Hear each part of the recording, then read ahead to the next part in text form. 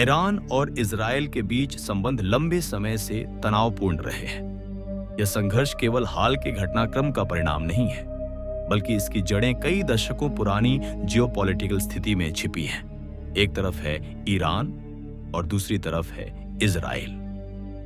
Israel Iran को अपने सबसे बड़े सुरक्षा खतरों में से एक मानता है। मुख्य कारण है ईरान का न्यूक्लियर प्रोग्राम। इजराइल का दावा है कि ईरान परमाणु हथियार विकसित करने की दिशा में काम कर रहा है।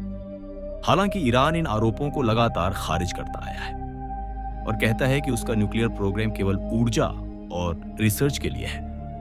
इन दोनों देशों के बीच सीधे डिप्लोमेटिक संबंध भी नहीं है और दोनों एक दूसरे के खिलाफ सख्त राजनीतिक रुख रखते हैं। अब बात करते हैं हाल के घटनाक्रम की। साल 2025 में इस लंबे समय से चल रहे तनाव ने खुली सैन्य कार्रवाई का रूप ले लिया। रिपोर्ट्स के अनुसार इजराइल ने ईरान के कुछ स्ट्रैटेजिक मिलिट्री और न्यूक्लियर ठिकानों पर टारगेटेड स्ट्राइक्स किए। इन हमलों का उद्देश्य ईरान की मिलिट्री कैपेबिलिटी को कमजोर करना बताया गया।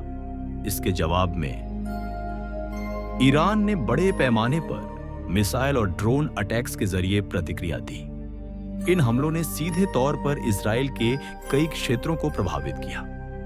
इसके बाद दोनों देशों के बीच एस्केलेशन तेजी से बढ़ने लगा।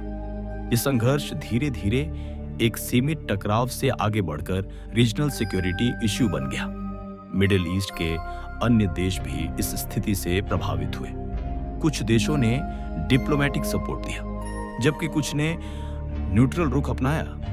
2026 तक स्थिति पूरी तरह से नियंत्रण में नहीं आई है। दोनों देशों के बीच समय समय पर स्ट्राइक्स और काउंटर स्ट्राइक्स जारी है।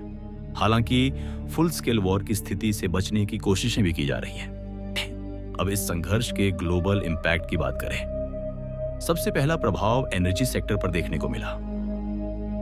मिडिल ईस्ट दुनिया के सबसे बड़े ऑयल प्रोड्यूसिंग रीजन्स में से एक है।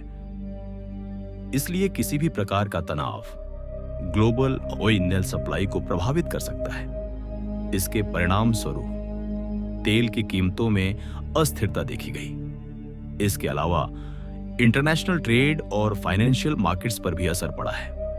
कई देशों ने अपने नागरिकों को सतर्क रहने की सलाह दी है और कुछ देशों ने इवैक्यूएशन प्लान्स भी तैयार किए हैं। अब सवाल उठता है, क्या यह संघर्ष बड़े युद्ध में बदल सकता है? विशेषज्ञों के अनुसार यदि इसमें अन्य शक्तिशाली देश सीधे शामिल होते हैं तो स्थिति और जटिल हो सकती है। हालांकि अभी तक इंटरनेशनल डिप्लोमेसी के माध्यम से स्थिति को नियंत्रित रखने की कोशिश की जा रही है। संयुक्त राष्ट्र और अन्य ग्लोबल ऑर्गेनाइजेशंस इस मुद्दे पर लगातार नजर बनाए हुए हैं, लेकिन अभी तक कोई स्थायी समाधान सामने नहीं आया है। अगर आपको यह वीडियो पसंद आई हो तो इसे लाइक करें। ऐसे ही और वीडियो देखने के लिए चैनल को सब्सक्राइब करें।